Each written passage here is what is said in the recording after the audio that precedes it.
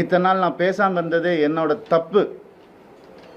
சரி விட்டுருங்க, போடுறோம், பார்க்கலாம். பொம்பளை இது அது என்னங்க பொம்பளை? என்ன ஆம்பளை பொம்பளை? என்ன ஃபெமினிசம்? ஃபெமினிசம்னா என்னன்னு தெரியுமா யாருக்காவது? ரேப்புக்கு அகைன்ஸ்டாக படம் எடுத்தவன்னா படம் ஓடுமா இல்லையான்னு தெரியாது. இதை எப்படி எடுக்கணும்னு யாருக்கும் தெரியாது.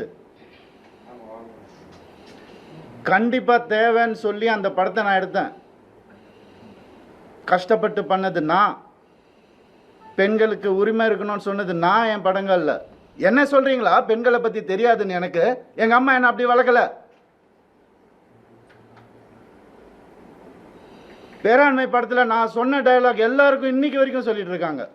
பெண்கள் மிகப்பெரிய சக்தி, அதை தேவையில்லாமல் வீணடிக்க கூடாதுன்னு நினைக்கிறேன். நான் சொன்னேன். ஏன் 14 வருஷம் இருந்தேனே நான்.